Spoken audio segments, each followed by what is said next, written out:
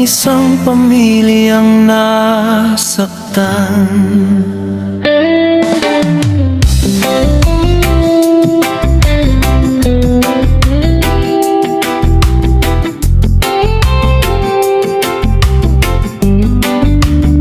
Noong buhay pa si ama, masaya ang tahanan.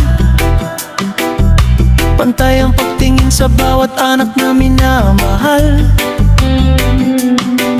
Pero nang siya'y pumanaw, biglang nag-iba. Sariling kapakanan na lang ang inuna. Hindi na napag-aral ang ibang mga anak. Mga pangarap nila ay tuluyang bumagsak. Kasiyahan ng pinili, pamilya'y napabayan. Mga luha ng anak, hindi man lang napansin kailanman. Oh, inay, bakit nagkaganyan? Kami ang anak, bakit kami ang sinaktan? Tinanggap ka naming bukas ang aming puso, pero paninira pa rin ang isinukli mo. Hindi pera ang sukatan ng tunay na pamilya. Respeto at pagmamahal ang tunay na biyaya. Kahit anong kasinungalingan ng iyong ikalat, katotohanan pa rin ang laging magliliwanag. Nag-asawa kang muli, iniwan ng nakaraan.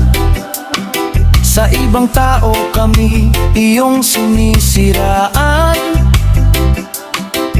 Nang ika'y iniwan din ng iyong minahal, sa piling naming mga anak, ikaw ay bumalik. Tinanggap ka namin ng may pag-unawa. Binigyan ng respeto at pangalawang pagkasal. Pero sa bandang huli, ganun pa rin pala. Panlulokot para tangang dala-dala mo pa. Reggae music lang katotohanan. Ang pagmamahal ay hindi ginagamit sa kasakiman. Ang magulang ay ilaw, hindi anino ng sugat. Ang tunay na dangal ay hindi nabibili ng salapi. Oh, inay, sana'y matauhan habang may panahon. Baguhin ang anan, kami magpapatawad, pero di na magpapagamit sa buhay na ito. Katotohanan ng pipiliin. Oh,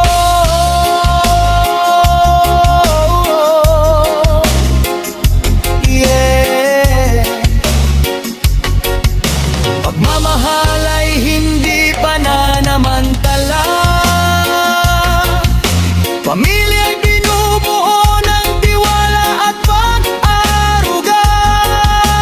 Reggae, reggae, hanggang wakas.